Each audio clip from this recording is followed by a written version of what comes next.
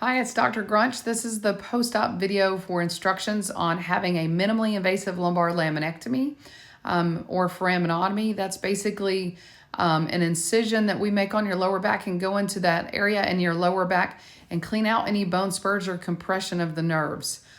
Typically in this surgery, we just shave down any compression or anything that's pinching on the nerves. I'll send you a separate video that kind of talks about what we found, but I am specifically going to talk about how to care for your incision and do's and don'ts after this surgery. So typically the incision's about this big, really small. You've got skin glue, no stitches. You can shower in 24 hours. I want you to ice that incision for 30 minutes 3 times a day. And basically that'll just help with any swelling. Like I said, you can take a shower, don't need to keep a dressing over it, don't need to put anything on the incision topically like lotions, ointments, none of that. And just keep an eye on it and let us know if there's any abnormal drainage or any redness or swelling from the incision.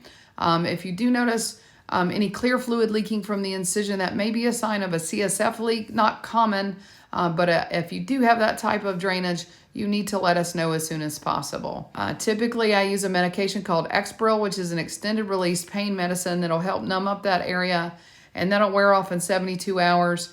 Depending on your surgery, I'll also put down some steroids and pain medicine on the nerves, which will help with the post-operative pain as well. In terms of caring for yourself, I don't want you to do, we call them the BLTs, no bending, no lifting, and no twisting. So, I mean, side to side, twisting, like, turning around and using the bathroom wipe in your bottom, that's totally fine. Twisting side to side in bed is fine. What I'm really talking about is mopping, sweeping, that kind of thing. And any bending over to like clean the house, do sheets, that kind of stuff. Don't want you doing any of that. No heavy lifting more than 15 pounds. And really just taking it easy. And that's for 4 to 6 weeks. You'll have a post-operative visit at that time with my physician assistant who will check your incisions and check your symptoms. If you're doing well at that time, that may be the only time that you'll need to see us. And if there's any questions or concerns about any of your symptoms, we'll make you another follow-up appointment to kind of assess how you're doing. Normal for that incision to be sore. Just let us know if you're having a lot of pain. The pain in your legs should not be a whole lot. But if for some reason the pain in the legs is even more severe than before surgery, we need to know about it. Any trouble going to the bathroom, like incontinence, meaning going to the bathroom and not knowing, we need to know about that pretty urgently. If you take any blood thinners, I don't want you to take any blood thinners for 1 week after surgery, and you should have been holding those before surgery as well. If you have any specific questions about any medicine, please call the office. You'll also be reached out by a company called Inhabit Home Health, which is a home health agency that will come out and check on you. Your insurance will have cleared this. They'll set up a time. If you don't want to do that, you don't have to, but it's a service that's offered that'll kind of help guide you in the post-operative setting. In terms of physical therapy, we'll do that after your post-op visit.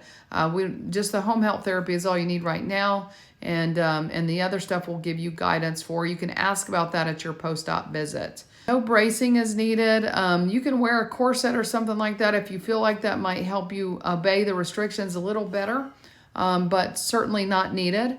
In terms of sleeping, you can sleep however is comfortable. I usually recommend sleeping with a knee pillow between your knees if you're a side sleeper to kind of help take the pressure off of your back. And if you lay on your back at night, just tuck in a pillow under your knees to keep your knees flexed to take tension off your lower back. Like I said, I'm really hopeful that the surgery will give you relief. Please call the office if you have any questions or concerns. I'm just happy that everything went successful.